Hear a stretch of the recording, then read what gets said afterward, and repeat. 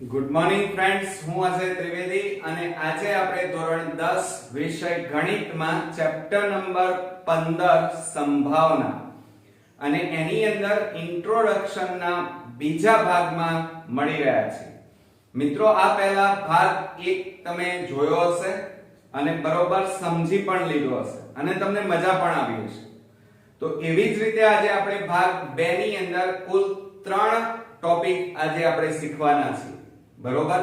અને પહેલો ટોપિક છે પ્રાથમિક ઘટના, ત્યાર પછી પૂરક ઘટના અને ત્રીજી છે સમસંભાવી ઘટના. કઈ મિત્રો? એક તો પ્રાથમિક ઘટના, પૂરક ઘટના અને ત્રીજી આપણે શીખીશું સમસંભાવી ઘટના. બરોબર.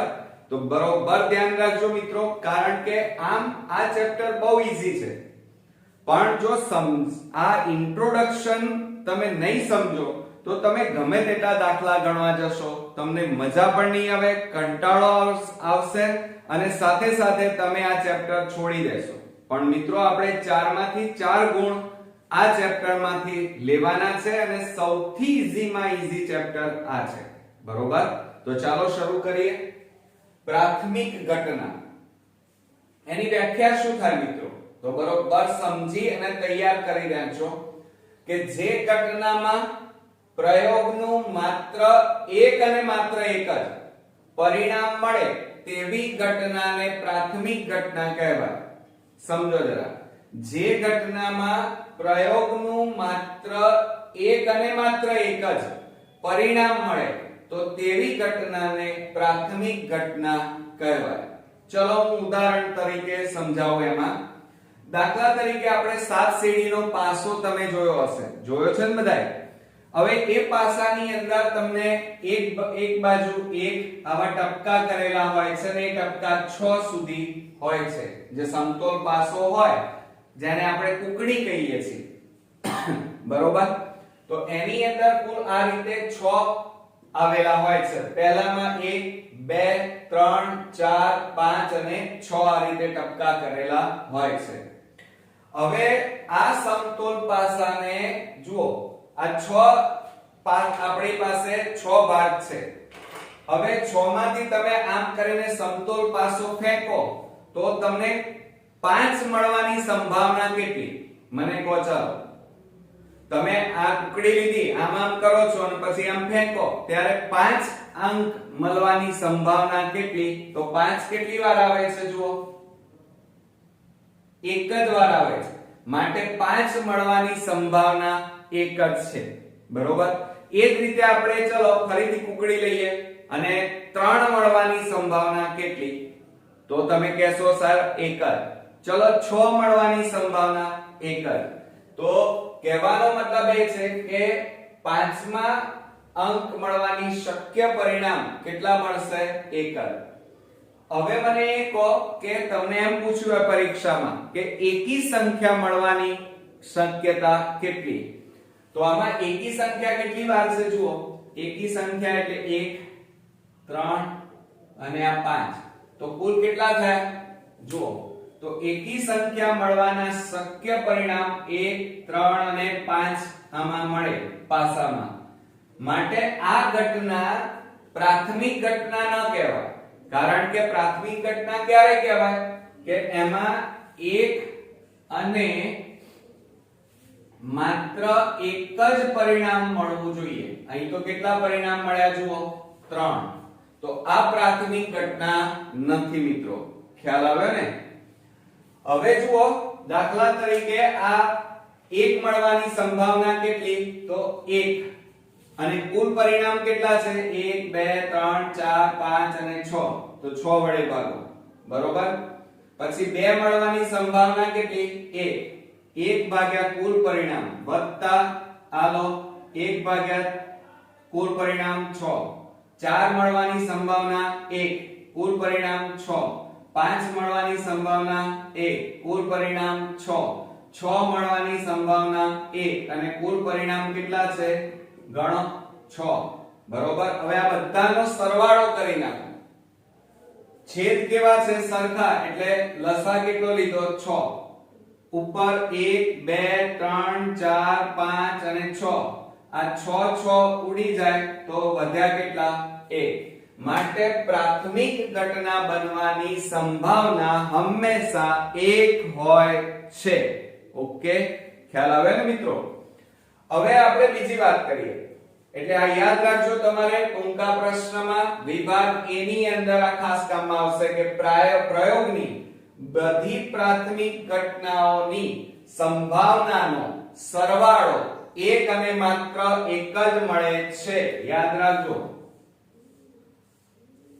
કે પ્રયોગની બધી પ્રાથમિક ઘટનાઓની સંભાવનાનો સરવાળો એક અને માત્ર એક જ મળે છે બરોબર દાખલા તરીકે બીજું એક ઉદાહરણ આપું કે તમે રૂપિયાનો સિક્કો લઈ લો તો એની એક બાજુ શું હોય હેટ અને બીજી બાજુ ટેલ હેટ એટલે છાપ અને ટેલ એટલે કાંટો તમે સિક્કો ઉછાળો તો છાપ મળવાની સંભાવના કેટલી 1 અને કાંટો મળવાની સંભાવના 1 બરોબર તો હેટ મળવાની સંભાવના 1 અને કુલ પરિણામ કેટલા 2 કયા કાં તો હેટ હોય કાં તો છાપ હોય ટેલ હોય બરોબર તો 1/2 અને એ રીતે ટેલ મળવાની સંભાવના પરિણામ બરાબર 1/2 કુલ પરિણામ 2 છે એટલે 2 વડે ભાગ્યા હવે આ બંનેનો સરવાળો કરી નાખો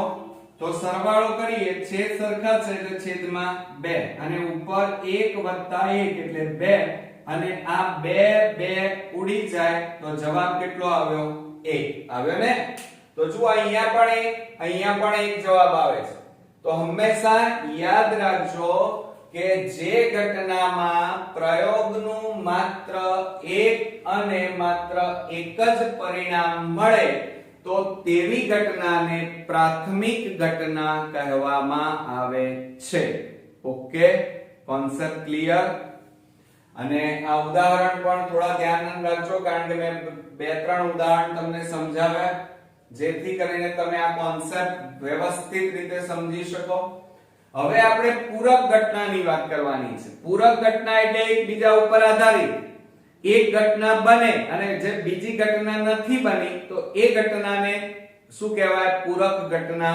કહેવાય તો હવે જુઓ દાખલા તરીકે ઉદાહરણ તરીકે હું તમને સમજાવું કે બે ખૂણાનો સરવાળો 180 છે બે ખૂણાઓનો સરવાળો 180 છે માનો એક ખૂણાનો સરવાળો 100 છે તો બીજાનો બોલો કેટલા હશે 80 તરત કહેશો તો આ બીજો ખૂણો એ પહેલા ખૂણાનો પૂરક કહેવાય સમજો જરા તમને એમ કીધું હોય કે બે ખૂણાનો સરવાળો 180 છે એક ખૂણાનો સરવાળો 100 તો બીજા ખૂણાનો સરવાળો કેટલો થાય 80 એટલે આ બંને ખૂણા એકબીજાના કેવા કહેવાય પૂરક કહેવાય એટલે આ બીજો ખૂણો જે નથી આપણી પાસે એ પહેલા ખૂણાનો પૂરક કહેવાય ખ્યાલ આવી ગયો કે જે ઘટના નથી બની આ નથી બની આ પણ નથી બની આ બનેલી ઘટના છે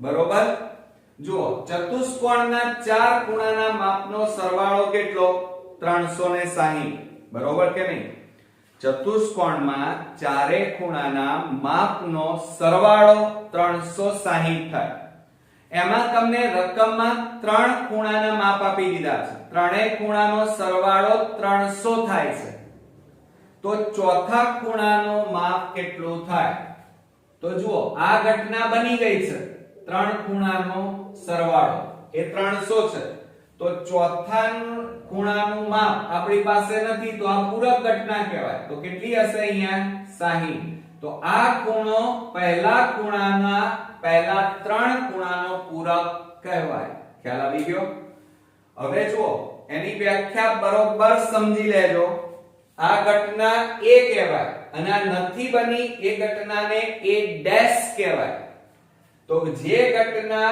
A ઉદ્ભવે છે શું જે ઘટના A અથવા E પણ લેવાય બરોબર જે ઘટના A ઉદ્ભવે છે અને જે ઘટના A ડેશ બાકી છે બાકી રહી ગઈ છે તે ઘટનાને એ ડેશ ને એ ઘટનાની પૂરક ઘટના કહે છે. જુઓ સમજો જરા, મેં અહીંયા શું કીધું, આ ઘટના તમને બની ગઈ છે એટલે 100 છે અને બીજા ખૂણાનું માપ તમારી પાસે નથી, બરોબર, આ બાકી છે. આ ઘટના A કહેવાય અને આ પૂરક ઘટના A ડેશ કહેવાય, બરોબર. તો જે ઘટના A ઉદ્ભવે છે, આ ઉદ્ભવેલી છે, અને જે ઘટના A ડેશ બાકી રહી ગઈ છે, તો આ A ડેશ એ ઘટના A ની પૂરક ઘટના કહેવાય. ખ્યાલ આવી ગયો? ઓકે. હવે જુઓ, પૂરક ઘટનાને અહીંયા E ડેશ વડે પણ દર્શાવવામાં આવે છે. શેના વડે દર્શાવવામાં આવે છે? E ડેશ અથવા E બાર. આ ઉપર લીટી કરી છે ને, E આ રીતે ડેશ કરવાનું, અથવા પૂરક ઘટનાને E ડેશ અથવા આ E ઉપર આડી લીટી કરો એને E બાર કહેવાય. શું કહેવાય? E બાર. ઓકે, તરીકે સંકેતમાં દર્શાવાય છે અને બંનેનો સરવાળો કરો તો હંમેશા એક જવાબ આવે. તો અહીંયા જુઓ, આ જે ઘટના બની આપેલી છે એ ઘટના, આ ઉદ્ભવેલી ઘટના છે, અને વત્તા આ પૂરક ઘટના છે, એ બંનેનો સરવાળો કરો તો કેટલા થાય? 1. એટલે આ સૂત્ર યાદ રાખજો, આ કામમાં આવશે 1 માર્ક્સ ના એક્ઝામ્પલ ગણવામાં, કે P of E વત્તા P of E બાર બરાબર 1. શું? P of E વત્તા P of E બાર બરાબર 1. ઓકે. હવે આપણે બીજી વાત કરીએ. ચલો હવે એક્ઝામ્પલ જે પૂછવાના છે એની વાત કરીએ. તો કેવી રીતે શોધી શકાય પૂરક ઘટના? દાખલા તરીકે 3 લાલ, 4 સફેદ અને 5 પીળા, 6 કાળા. યાદ રાખજો, કયા કયા? 3 લાલ, 4 સફેદ, 5 પીળા, 6 કાળા દડા છે. તો અહીંયા શું કીધું છે રકમમાં? સફેદ દડા ન આવવાની સંભાવના. સફેદ દડા ન આવવાની સંભાવના. તો આપણે પહેલા શું કરવાનું? એનાથી ઊંધું લઈ લેવાનું. સફેદ દડા આવવાની સંભાવના શોધી કાઢવાની, બરોબર. તો સફેદ દડો આવવાની સંભાવના, સફેદ એટલે વ્હાઈટ કહેવાય, એટલે W આવે, એટલે P of W, બરોબર.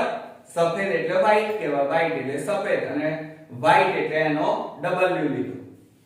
હવે જુઓ, સફેદ દડા કેટલા છે આપણી પાસે? 4. એટલે અહીંયા 4 પરિણામ મળે ભાગ્યા કુલ દડા કેટલા છે બધા? 3 3 ને 4 7 7 ને 5 12 12 ને 6 18. તો ભાગ્યા કુલ પરિણામ 18. ભાગાકાર કરીએ તો 2 2 4 2 9 18. તો સફેદ દડો આવવાની સંભાવના 2/9, બરોબર. પણ આપણને શું પૂછ્યું છે? સફેદ દડો ન આવવાની સંભાવના. ન આવવાનો એટલે સફેદ દડા કેટલા છે? 4. તો કુલ દડા કેટલા હતા? 18. 18 માંથી 4 બાદ કરી નાખો એટલે કેટલા બાકી રહે? 14. તો સફેદ દડો ન આવવાની સંભાવના P of W dash પૂરક ઘટના બરાબર સફેદ દડા નથી આવવાના, તો એ સિવાય 3 3 ને 5 8 8 ને 6 14, બરોબર. 14 અરે 5 ને 3 8 8 ને 6 14, એટલે આ 14 લખ્યા અને કુલ દડા કેટલા? 18. તો બરાબર છેદ ઉડાડીએ આપણે, તો 2 7 14 અને 2 9 18, તો 7/9. સમજણ પડી ગઈ? 2 માર્ક્સ આવી ગયા. એટલે આ રીતે આપણે કરવાનું. હજી એક એક્ઝામ્પલ હું તમને શીખવાડું જેથી તમને અત્યારથી જ એક્ઝામ્પલ આવડી જાય. દાખલા તરીકે તમારી પાસે સમજો હવે બરોબર, 2 લાલ 3 કાળી 6 લીલી પેન છે. કેટલી?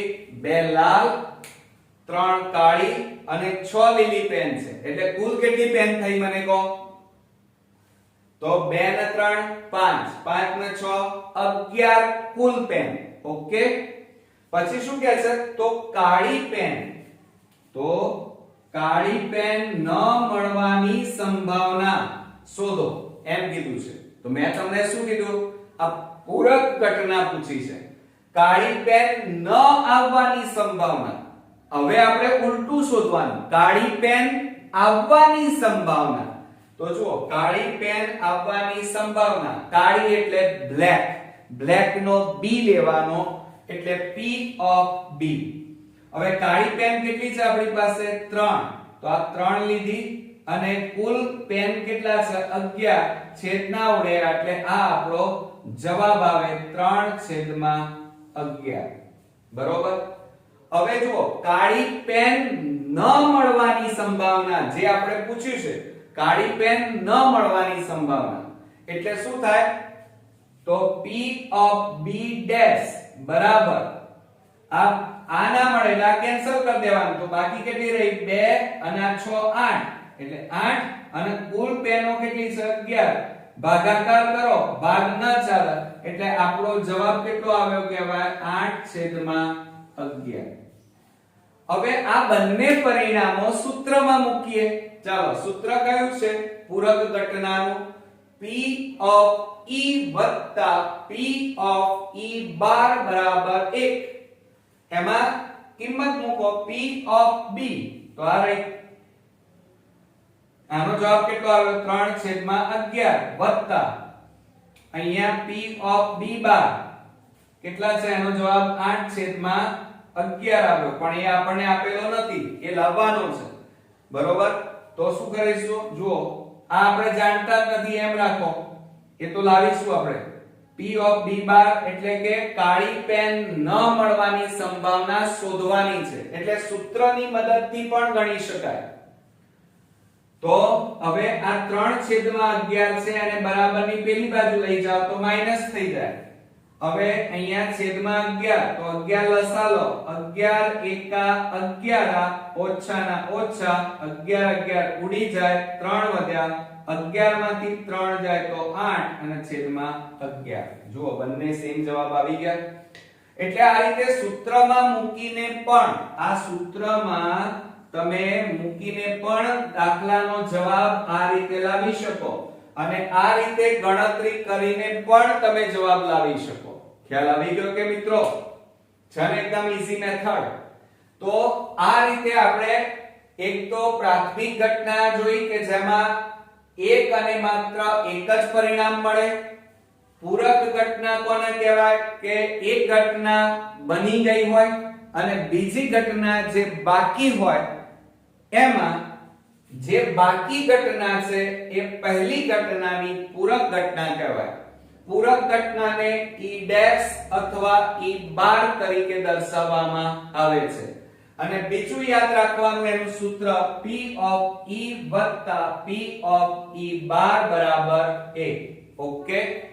હવે બીજી વાત આ યાદ રાખજો કે ઘટનાઓ, આ જે પૂરક ઘટના છે એ ઘટનાઓ એની પૂરક ઘટના જોડે નો, એટલે કે કહેવાનો મતલબ એ છે કે આ કઈ છે? ઘટના અને આ પૂરક ઘટના, એ બંનેનો સરવાળો હંમેશા કેવો આવે? 1 આવે. એટલે ઘટનાનો એની પૂરક ઘટના જોડેનો સરવાળો હંમેશા 1 થાય. એટલે કે આ એક ઘટના એની પૂરક ઘટના, આ બંનેનો સરવાળો હંમેશા 1 થાય છે. ઓકે મિત્રો? તો આ રીતે આપણી પાસે બે ઘટનાઓ અહીંયા પૂરી થઈ. હવે આપણે સમસંભાવી ઘટના જોઈએ. હવે ફ્રેન્ડ્સ આપણે નેક્સ્ટ જોઈએ સમસંભાવી ઘટના. સમ એટલે સરખા.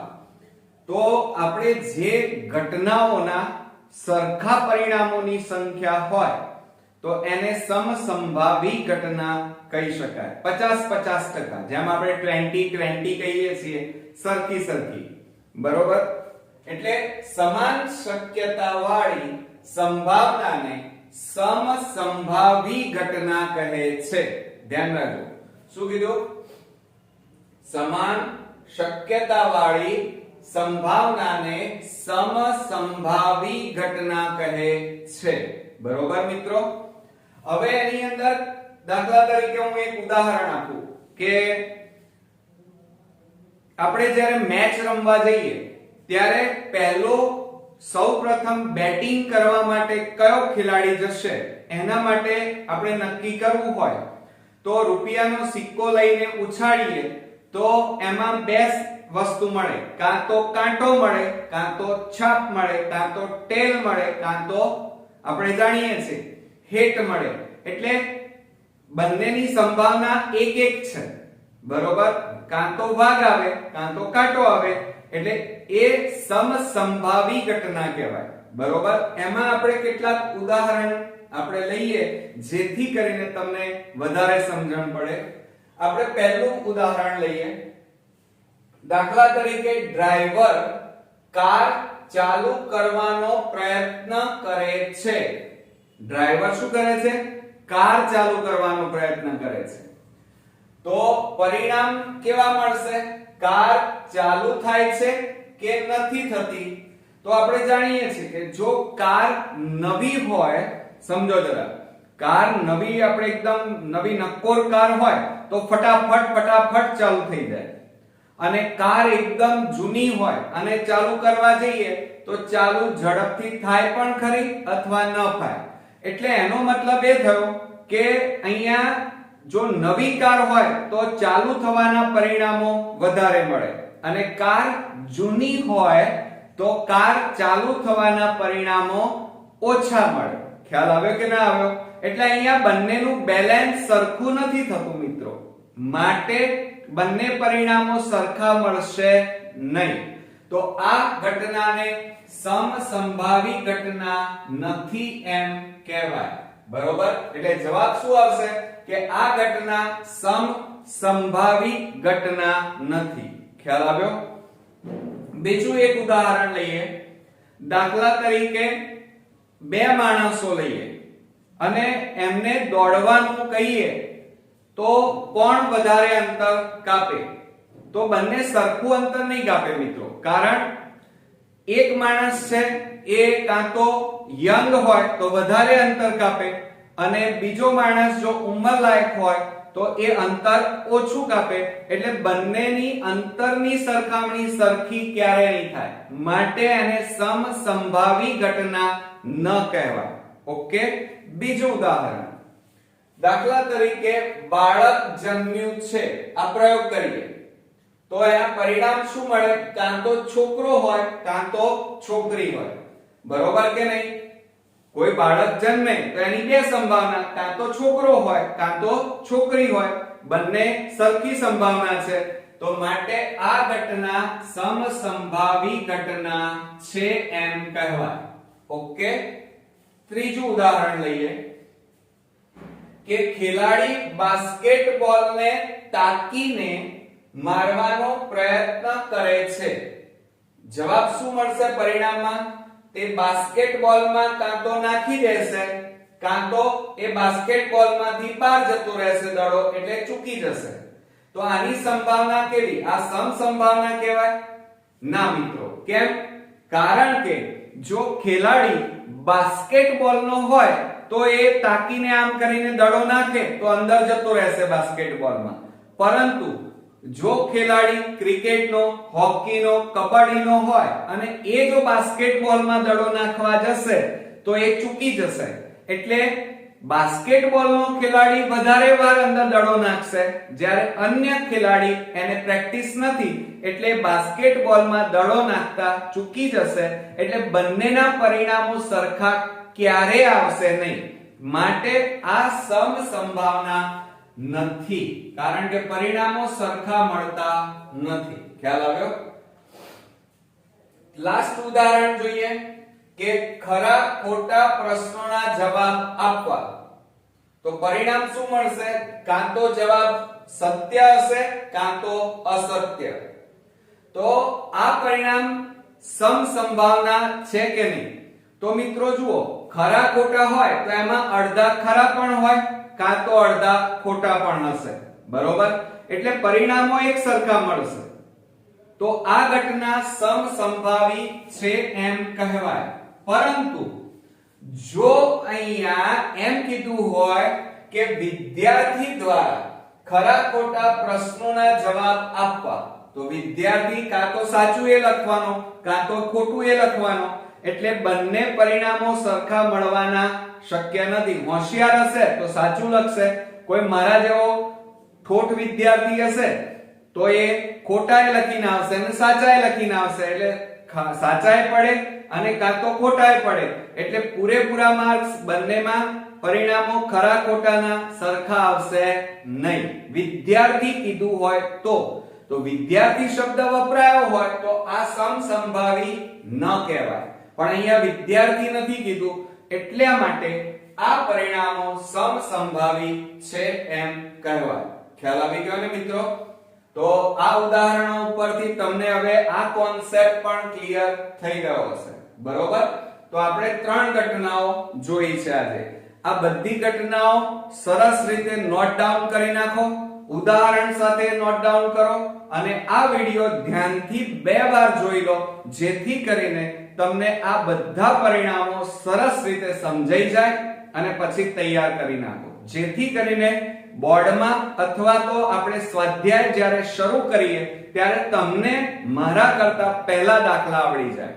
તો નેક્સ્ટ વિડિયોમાં હજી ઇન્ટ્રોડક્શન બાકી છે, ત્રીજા ભાગમાં ફરી મળીએ. ત્યાં સુધી ગુડ નાઇટ મિત્રો.